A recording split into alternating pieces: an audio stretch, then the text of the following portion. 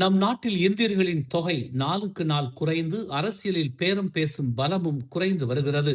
இந்த நிலையில் நாம் நமது அடையாளத்தை இழக்காமல் மொழி, பண்பாடு, சமயம் இவற்றை பேணி நாமாக வாழ வேண்டிய ஒரு கட்டாயத்தில் வாழ்ந்து கொண்டிருக்கிறோம். இந்த நிலையில் மாயிகாவை குறை சொல்லி அரசியல் நடத்துவதையே சிலர் பொழுதுபோக்காக கொண்டிருக்கின்றனர். இன்னும் எத்தனை ஆண்டு காலம்தான் மாயிகா இந்த 60 ஆண்டுகள் ஒன்றும் செய்யவில்லை என்ற பல்லவியை பாடிக்கொண்டிருப்பீர்கள்? இன்னும் ஏன் தொடர்ந்து தனி ஒரு கட்சியை குறைகூறும் அரசியல் நடத்தி கொண்டிருக்கிறீர்கள் என்று மாயிகாவின் முன்னாள் உதவித் தலைவரும் முன்னாள் துணை அமைச்சருமான தான்ஸ்ரீகா குமரன் கேள்வி எழுப்பியுள்ளார். சீன அரசியல்வாதிகளை பொறுத்த மட்டில் ஒழிப்பு அழிப்பு பிரச்சாரம் செய்வதில்லை, கருத்து மோதல்களில்தான் ஈடுபடுகின்றனர். மக்களாட்சியில் தேர்தல் வெற்றி தோல்வி என்பது இயற்கை. ஓடம் வண்டியில் ஏறுவதும் வண்டி ஓடத்தில் ஏறுவதும் வாக்காளர்களாகிய மக்கள் கையில்தான் இருக்கிறது. பெரும்பான்மையில் வெற்றி பெறுவதும் உண்டு, வைப்பு தொகை இழப்பதும் உண்டு.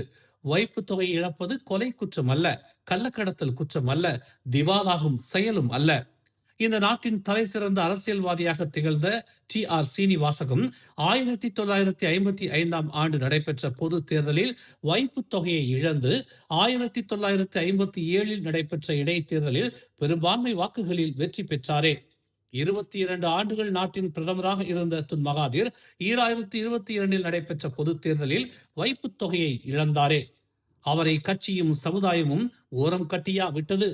அவரது கருத்துகளுடனும் செயற்பாடுகளுடனும் தான் மோதுகின்றனரே தவிர அவர்கள் பெற்ற வாக்குகள், வெற்றி தோல்விகள் பற்றி பேசுவதில்லை. 60 ஆண்டுகள் மாயிகா ஒன்றும் செய்யவில்லை என்பது பழைய பல்லவி. மாயிகா 80 ஆண்டுகளாக இந்திய சமுதாய பிரதிநிதியாக நமது வாழ்விலும் தாழ்விலும் இரண்டர கலந்து செயல்படுகிறது. அதே போன்று 1946 தோற்றுவிக்கப்பட்டு நாட்டிற்கு சுதந்திரம் பெற மாசிசா மாயிகாவுடன் இணைந்து பாடுபட்டதுடன் மலாய்க்காரர்களுக்கு சிறப்பு சலுகை, 30 விழுக்காடு ஒதுக்கீடு என்று பாடுபட்ட அம்னோ 26 தொகுதிகளையே வென்றது. இது பொதுவாக அரசியலில் ஏற்படும் ஏற்றத்தாழ்வாகும். 1946 இருந்து நாடு சுதந்திரம் அடையும் வரை வாழ்ந்த இந்தியர்களின் நிலையை, நம்மவர்களின் நிலையை, நம் உற்றார் உறவினர் நிலையை திரும்பி பார்ப்போம். பார்க்க வயதில்லாவிட்டால் பழைய நாளேடுகளை புரட்டி பாருங்கள்.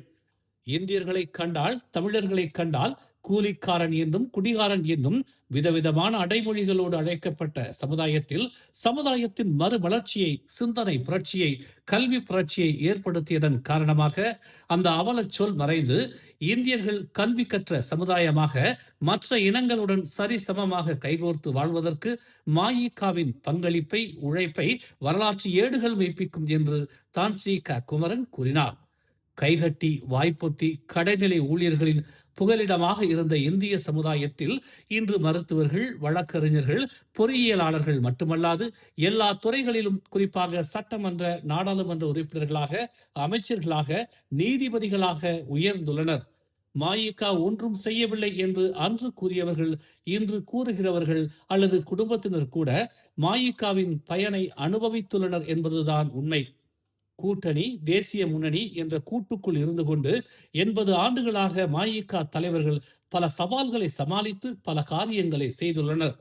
மீண்டும் சொல்கிறேன், 80 ஆண்டுகள். ஒவ்வொரு 10 ஆண்டும் மனிதனுடைய தேவைகள் மாறுகின்றன. மாற்றத்துக்கு ஈடுகொடுத்து போராடுகிறார்கள். ஆனால் இன்று எதிர்க்கட்சி வரிசையில் இந்தியர்களே இல்லாத நிலையில் பழைய பல்லவியே பாடப்படுகிறது. அரசியல் வாக்குகளுக்காக, ஆதரவிற்காக போராடுவோம். அரசியலுக்காக சமுதாயத்தை இழிவுபடுத்தாமல் இருங்கள். பிளவுபடுத்த முயற்சிக்க வேண்டாம்.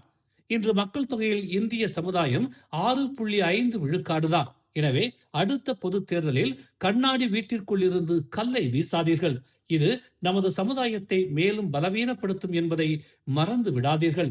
80 ஆண்டுகளாக மாயிகா எத்தனையோ இன்னல்களை, சொல் அம்புகளை, அவதூறுகளை சந்தித்துள்ளது. மைக்கா ஹோல்டிங்ஸ் தவறுதான், ஒப்புக்கொள்கிறேன். அதேவேளை தமிழகத்திற்கு வெளியே உலக தரம் வாய்ந்த ஒரு பல்கலைக்கழகம் உருவாகி இருக்கிறது என்றால் அதற்கு காரணம் மாயிகாதான். எனவே தனிநபர் தாக்குதலை புறம் தள்ளி மக்கள் நலனை, இந்தியர் நலனை முன்னிறுத்தி அரசியல் நடத்துவோம் என்று தான்ஸ்ரீகா குமரன் கேட்டுக்கொண்டார். மேலும் செய்திகளை தெரிந்து கொள்ள தமிழ் மலர் இணையதளம், தமிழ் மலர் செயலி மற்றும் மலர் டிவி யூடியூப் சேனலை வலம் வாருங்கள். எங்களோடு இணைந்திருக்க மலர் டிவியை பதிவு செய்து கொள்ளுங்கள். உறவுகள் மகிழ்ந்திட விருப்பம் மற்றும் பகிர்வு சேவையை சொடுக்கிடுங்கள்.